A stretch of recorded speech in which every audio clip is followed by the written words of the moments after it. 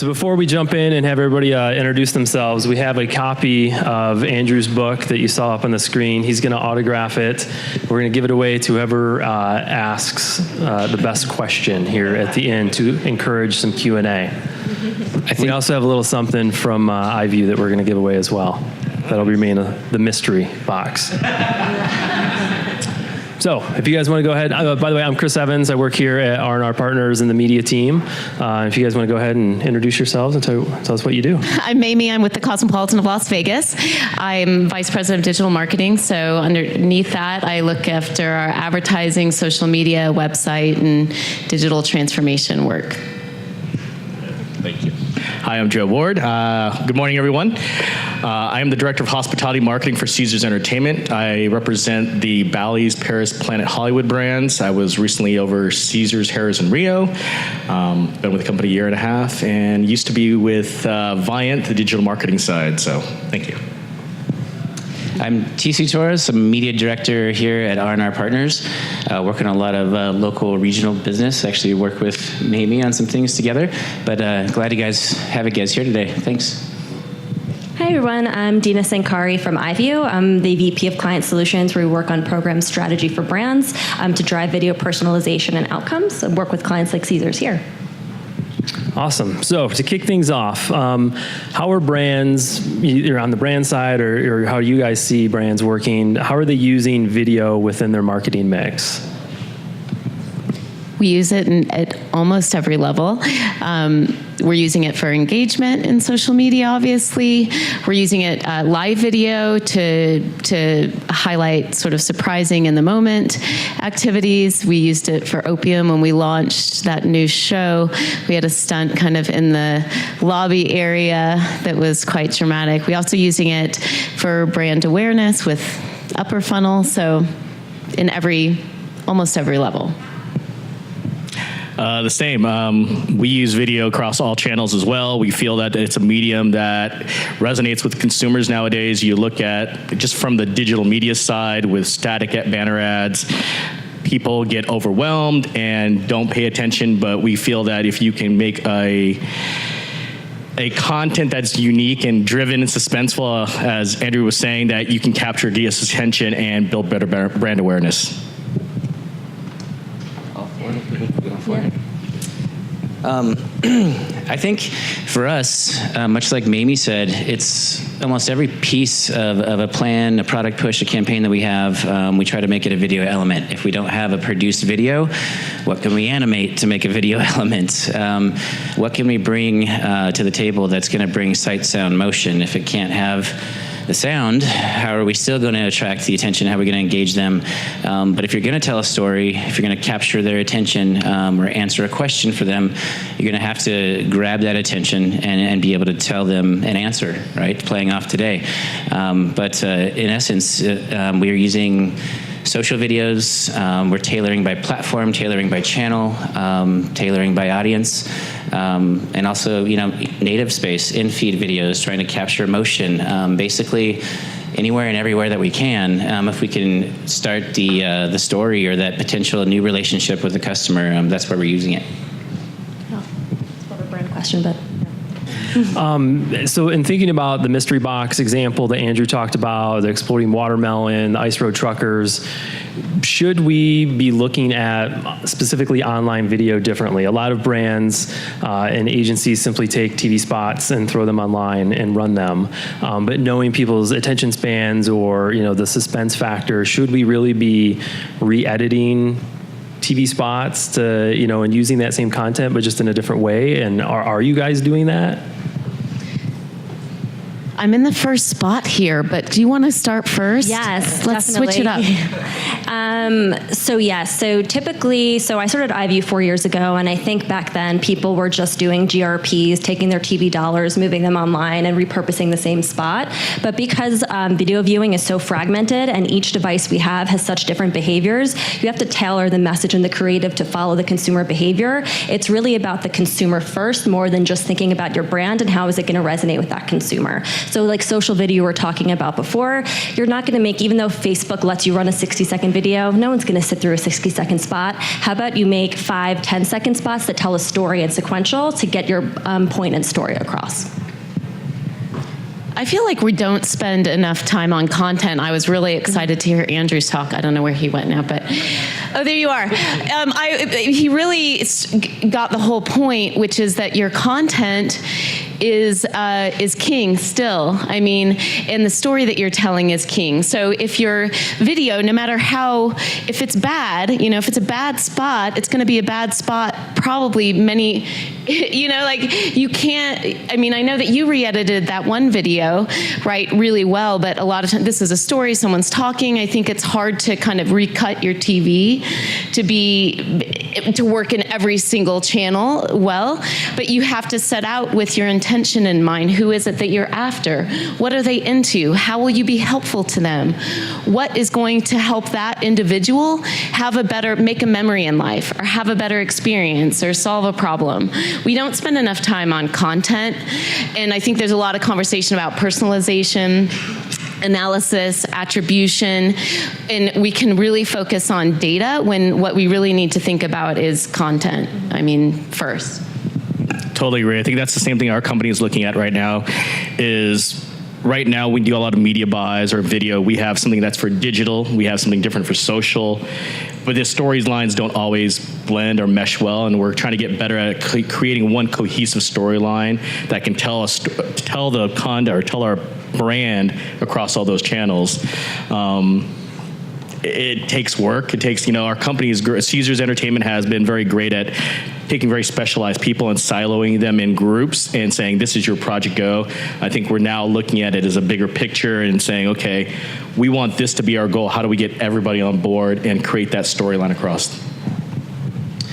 Thinking about personalization and content creation, which obviously more and more brands are doing a ton of, and we as consumers just expect more content, and I think people are getting more open to personalization and, the whole data aspect of it. But, should we as an industry really kind of look more towards how consumers are actually consuming media and content and use that within video that we're producing and how we're going about producing it, rather than just saying, hey, here's this, well thought out, let's say, brand campaign that's based in research, but are we really taking into account how consumers are actually using media and interacting with it within the content that we're producing? Yeah, I can take that one. I think when we talk about video personalization, the question not to ask is, how can I personalize my existing video? It's, what is your brand objective, and how can personalization help you achieve that objective to get your consumer to take an action? So the things that we look at with video, there's 4 things. 1, your video creative needs to look good. It shouldn't look like patches and add-ons or a display ad that's moving a little faster. 2 is, do you have a learning agenda of something that you want to learn from the personalization about your audience? Is there a creative insight you can take away from your audience, and how can you take those insights and not just keep it in your video mix, but how can you expand that across your entire media mix and learn more about your audiences? I think there's different stages for different clients. I think the level of personalization can come from, and should come from, how much you know about your audience. How well you have them organized, whether it's in your CRM and you're scoring certain segments of your database of the most valuable audiences. You've watched what they react to on what platforms and what channels, and you know that. If you don't know that, learn and personalize along the way. I think tailoring that goal to the audience is that sweet spot, but sometimes you don't know, and it's okay to learn. I think as we personalize, sometimes we just jump into personalization. If we don't know enough yet, how are you going to find out about your audience? If you don't have the first-party data, are you going to conduct research to go find out? If you're not, what element can you do to find out about the audience and who you're speaking to? What is the question they would answered? Tying again to today. And if you don't know that, you got to learn, and you can personalize along the way. Someone like an iView can definitely help you do that. But if you don't know, that's my number one thing. If you don't know about the audience, what the heck can you do to scramble to find out? Push your client to pay for research to find out. Use a third party that's done research to find out. But if you don't find out, how can you personalize? And I think that's a big gap in where brands are today, and connecting what that audience needs to the video they're creating. So, I mean, and speaking of data and using it to maybe inform the campaign up front, but do you see agencies, brands, media partners using data as the campaign goes on to then better inform, obviously from an optimization standpoint, but maybe even going back to then recut additional video or, make more personalization with it? I mean, are you guys using data kind of throughout the life cycle of the campaign? Definitely, yeah. Data is very important just because we have so many different audience targetings we're trying to reach. And, a consumer who's maybe interested in a hotel room, we might hit, after we know they booked, hit them with a different messaging, a different content for food and attractions to push them farther down the funnel. So it definitely has a huge part into how we're thinking about the consumer. And then I think the biggest challenge for us right now is content, developing those specific avenues of content for each of those audience targeting. It takes time, it takes money, and it takes a well thought out plan of where you want to take that to. And we always start with, can you still hear me? Yeah, so we always start with with a large set of creative that we push out at the same time. And immediately within a few weeks, we might understand in Facebook, the 30 seconds doing very well. On YouTube, they're hanging out a lot longer. They're watching this for a minute. And so then from that, we can make some decisions about what we can also do on Hulu and what we're doing with TubeMogul.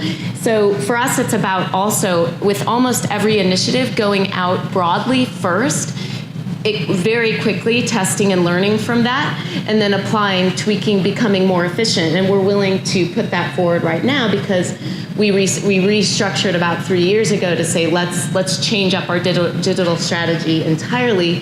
And I think it's okay for you as brands to take the learnings and be okay with that. Like, you might not know what's going to work well with your Facebook audiences right now, and it's okay to learn from that, but you have to structure your initial launch to take those learnings, So you don't know what you don't know, so I always like to have a test and learn approach. One thing that I wanted to add to this too is, I don't know, all of us are talking here, how many of us create videos? Oh, this guy, all right. Oh, hey, he does. But getting the people that create the videos to care about the data is also an interesting piece that we all have to deal with, right?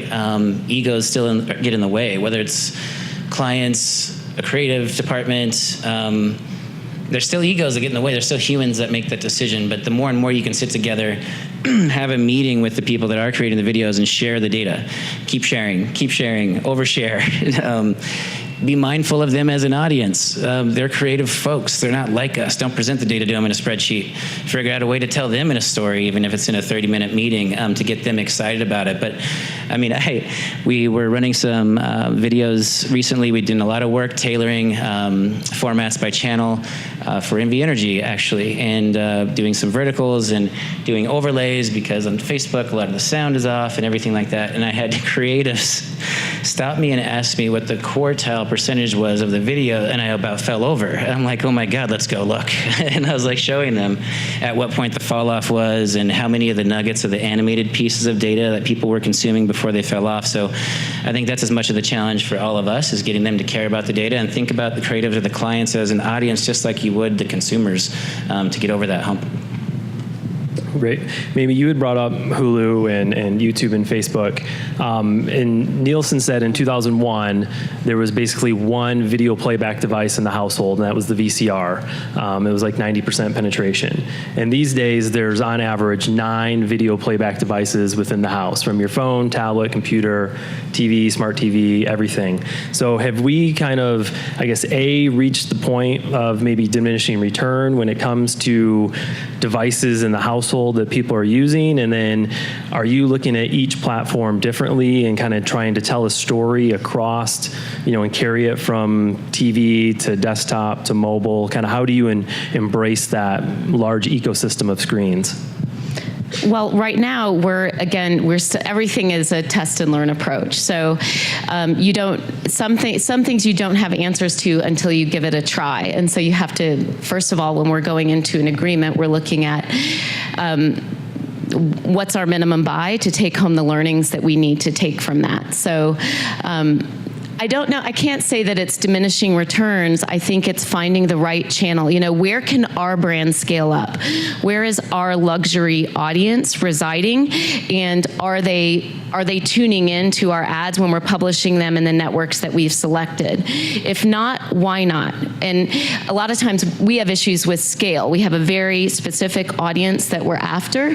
And so if we can't scale up in a channel, let's say Tube Mogul, they're not a problem, but if they were, if we couldn't reach, say, the 1 million people that we had anticipated reaching in this quarter, then we will say, okay, let's try another channel like for like. Let's run them both at the same time. Let's run them both with the same creative and see what can happen from there. So I think, again, it's about testing and learning. I don't know that it's diminishing. It's taking your learnings and then moving on and working with those partners to say, we're not getting the reach that we anticipated, or we're not getting the click-throughs that we're anticipating, whatever the case may be. Sorry.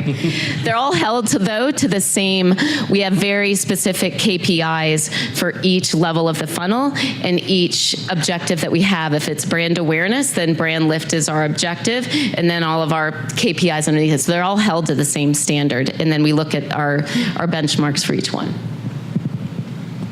So my last question, I'll open up to some Q&A, but on the Ivy website, you guys got a great case study for a hotel that you're working with in Vegas. May or may not be on this panel. May or may not be. But you guys talk about, running dynamic video creative and thousands of different versions of that. And I think when a lot of people think about video, they immediately think high production costs. So I'm only going to produce one spot and we'll just do with it what we can. So I guess how are, you guys talking to brands about creating, thousands of videos and the cost impact or really maybe the myth of that and getting them kind of over the hump to embrace personalization?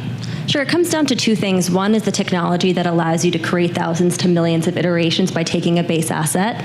The second one is also the method. In analyzing thousands of videos, we really see that there's three components to a video: the brand storytelling, some sort of product, incentive, or offer, and a call to action. So what we do is when we build videos and we partner with brands, we come up with a strategy against like three core audiences, right? Start simple and figure out what are the tweaks we want to make in the video and what do we want to learn against all of your audiences to see which creative moves the needle against these audiences, whether it's the call to action, showing, for instance, somebody gambling versus somebody who's into food, taking those things in mind and seeing what's going to resonate with those consumers. Because really the whole point of doing all of this is how do you create a message that resonates with the consumer the most? Great. Any questions from the audience? You want to shout it? I'll repeat it. Yeah, so earlier you were talking about how content really became So instead of firing your client when they don't want edited video and they just want their original piece, how do you approach that with them? Well, and I'm one of the clients that and I believe that I have the best taste, like all clients. So, but we have really have good principles. No, thank you, TC. But I try, even with my employees who are making videos for me in house, right? We have very clear standards. I have like 21 principles I introduce them to on day one, literally at lunch, day one. And one of those is 2 fist pumps. Like, when you're at the club and you're like, yeah. Like, so you have to say, is this 2 fist pumps? Are you, is that your level of excitement with this yet? Are we in agreement that this is 2 fist pumps? And they're like, okay, let's go back then. Let's get back. You add value because you're the video expert, you're the creative. So I think sometimes we don't have the conversation well enough, or there's not a clear idea of what's really 2 fist pumps. Can we align that better with one another? Can we do a test? Can you show them data that proves otherwise? Can you say, let me run a cut for you first and prove them wrong? I don't know. Just say, let's do 2. Let's do it your way, let's do it my way, and then let's analyze. Sometimes you have to prove to people that you know what you're talking about, and sometimes only data resonates. I don't know.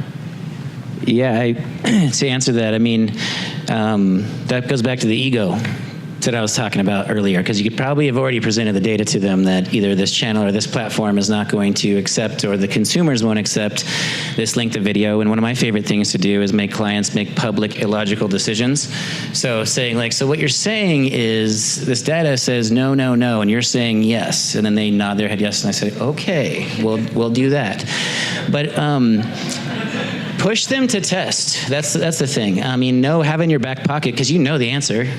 You know that A is not going to work, B is going to work. So be ready. Be ready with a cushion if you can find it for more editing or whatever. But push them to test it. Push for quick reporting, quick look at the numbers, whether it's 1 weekend, 2 weekend. Make sure you have legs to stand on, it's statistically relevant. Be able to show them and show them quickly, but don't just rub their nose in it. Have a plan B to turn on. Be like, okay, great, we've already re-edited. Take a look at this. What do you think? But I just push to test. That's my basic answer on that one. Yeah, I would say the same thing. We're really getting into the test and learn agenda as well. Our company has been very analytical on everything we did for the last couple of years. We've got a new CMO, and he's like, marketing is 95%. It's for Caesars. It used to be 95% financial, 5% creative. We're really flipping that on its head, because we've got so many unique brands within our companies, and we need to have the unique content that can showcase those. So it takes time for that stuff to happen, but we definitely feel that it's the way we're going to set ourselves for the future. Awesome. Any other questions? What sort of lift do you find video assets provide to your KPIs, to your direct acquisition to your customers? So how are you proving that to your customer when you're producing video and looking at the metrics? I'm happy to take that one. So it starts from the marketing objective. So when we're first ideating a video with a brand or any clients, it's what is your objective? What are you trying to do? And we set up the KPI from the beginning. So the video is set up. So if it's more of a mid-funnel metric of consideration, how are we going to set the video to have that message to get people to do that versus brand awareness versus something that's much more of a lower funnel metric where it's really going to be more cost driven or something more immediate. So all of that's taken into consideration all the way from the beginning of the campaign. All right, we got time for one more. I know most of you there. Yeah, no, we execute both on both sides of the fence. The one thing that holds true in the B2B space is they're going to tell you, just like a normal consumer, they have even less time, probably. But they are habit-based a lot of times, and they compartmentalize their days. And finding out when an executive is in a lean back position versus a lean in position, and they're consumers just like the rest of us. They have problems and challenges that are probably heavier and bigger than the rest of us. So finding, how can you, I keep doing this, but it just is in my mind, but how can you raise the stakes for that person? It seems even easier in the B2B space, right? Because their stakes are higher. So it's easier to pull on, but be succinct and be quick. You're not going to be able to, regardless of what you want, even if it's as good as it can be, they're not going to spend, even probably a minute with you. But being able to know when you can follow up and how quickly you can follow up. How fast can you match devices? How quickly can you find their tablet and talk to them from 9 to 11 at night when they're finally unplugging? That type of thing. But just remember, they're consumers too. Everyone thinks about them as the big scary executives up there on the hardwood level or something, but it's like, no, they're just consumers like the rest of us. What's important to them and how can you connect emotionally to their biggest problem? A lot of when other companies are trying to sell us products, we have a process now because we get maybe 30 emails a day on affiliate marketing, social media influencers, everything, right? And so the first thing we do is try to put them in, fill out our form, and then we go through 30 vendors at once in an hour every 2 weeks. And so we just very quickly pull up the website. Can we tell, what are they? First, we need to understand, what are they? Which of these hundreds of categories we deal in do they fall into? And you'd be surprised how many companies don't clearly articulate that. Like, just tell me what you are so I know who to put you with, or who to, am I giving you to the social team? Am I giving you to the CRM team? Just who are you? What do you do? Just tell me that. Be straightforward. Don't tell me you do personalization, digital marketing, social media influencers. You know what I mean? Be surprised how those questions just aren't answered up front. Awesome. Well, we're out of time. We want to get you guys out of here. Do you want to come on up? Hey guys, so just like reality TV, there's a lot of magic that happens behind the scenes, and so we want to make sure that we thank our behind the scene partners, Aardvark Video, who is recording the whole day, R&R Partners, who lend us this beautiful space, iView, made it possible. And then, of course, our Livima board members. So if you guys want to raise your hand or stand up, they put all this together for you. All right, so we're going to put you on the spot. We have 2 giveaways. We have a book that's going to get autographed to the best question, and I'm going to have you pick what you thought the best question was. I like the data question from this guy in the checkered shirt. All right, book is yours. And you've got a mystery box surprise. We have a mystery box surprise. So we are going to pick a number, and then we're going to give you something. And hopefully you'll like it.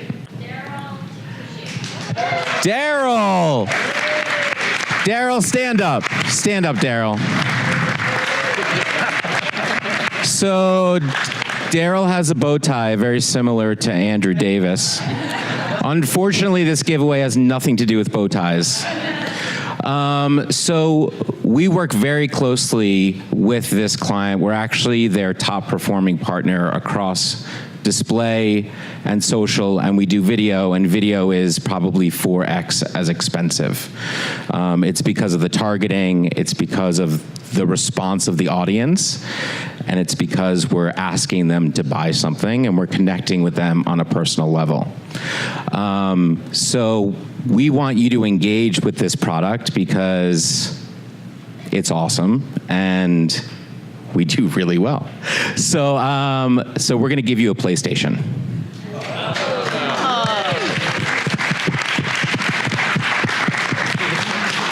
All right, and that's a wrap. Thanks for coming, everybody. Thank you, guys.